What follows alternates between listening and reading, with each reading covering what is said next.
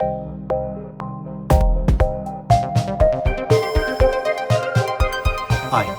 welcome to On the Investor's Minds. I'm Tai Hui, the Chief Market Strategist for Asia Pacific at JP Morgan Asset Management.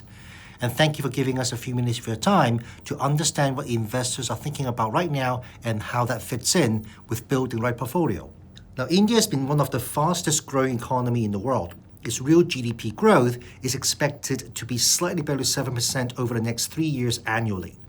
In the second quarter of this year, it grew by a remarkable 7.8% year over year, driven by strong service growth and also increase in government spending.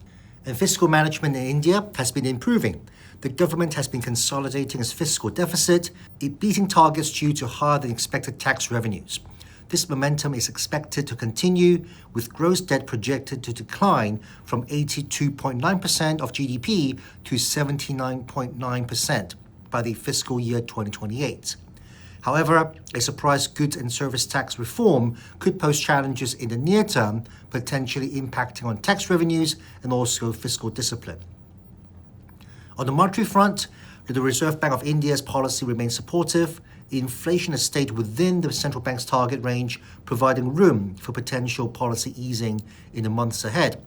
A relatively normal monsoon season is also expected to stabilize food production and keep the food inflation in check. Despite a strong economic backdrop, Indian equities have struggled in 2025. The MSCI India Total Return Index is up only 2% year-to-date in local currency terms and down 1% in US dollar terms. This marks a reversal after 4 years of outperformance relative to the rest of Asia. The Indian rupee has been one of the weakest currencies in emerging markets, down about 3% year-to-date, despite the overall dollar weakness. There are two reasons.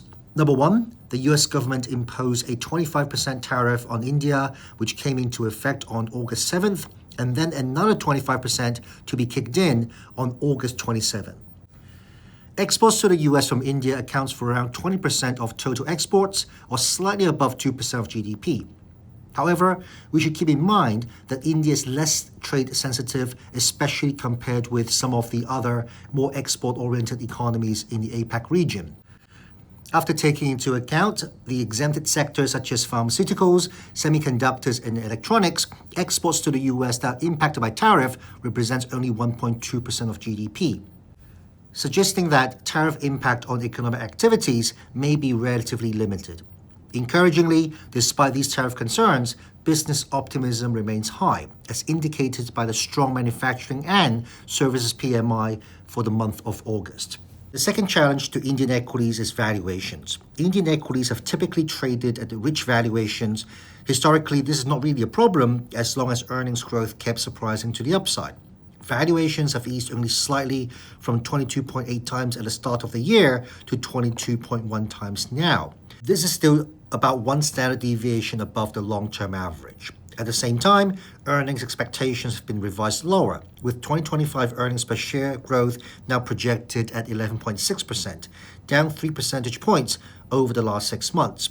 While the downward revision is consistent with other markets and double-digit growth remains respectable relative to other emerging markets, the combination of downward revisions in earnings and still rich valuations have made investors more cautious. Therefore, earnings trajectory improvement will be the key to regaining international investors' attention. Despite these headwinds, India's structural growth story remains intact. The fiscal and monetary policy backdrop is supportive, with recent tax reforms aimed at spurring consumption.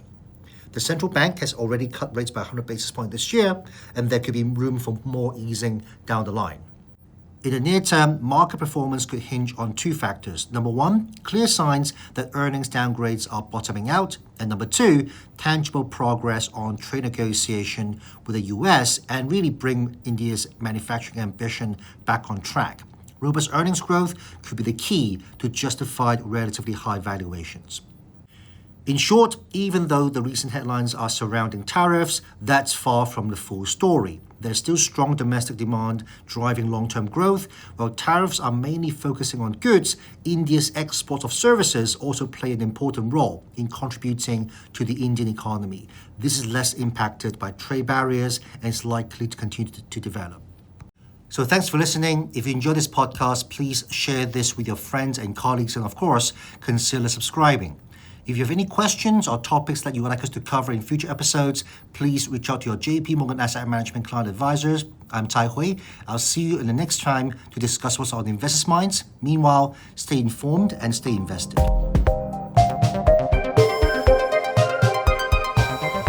This content is a general communication being provided for informational purposes only. It is educational in nature and not designed to be taken as advice or a recommendation for any specific investment product, strategy, plan, feature, or other purpose in any jurisdiction, nor is it a commitment from JP Morgan Asset Management or any of its subsidiaries to participate in any of the transactions mentioned herein.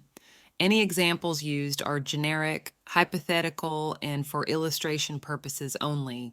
This material does not contain sufficient information to support an investment decision, and it should not be relied upon by you in evaluating the merits of investing in any securities or products.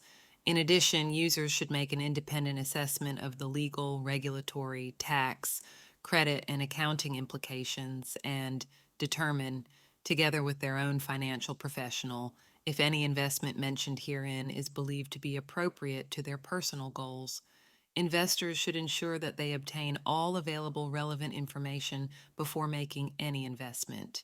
Any forecasts, figures, opinions, or investment techniques and strategies set out are for information purposes only based on certain assumptions and current market conditions, and are subject to change without prior notice. All information presented herein is considered to be accurate at the time of production, but no warranty of accuracy is given and no liability in respect of any error or omission is accepted. It should be noted that investment involves risks. The value of investments and the income from them may fluctuate in accordance with market conditions and taxation agreements, and investors may not get back the full amount invested. Both past performance and yields are not reliable indicators of current and future results. JP Morgan Asset Management is the brand for the asset management business of JP Morgan Chase and Company and its affiliates worldwide.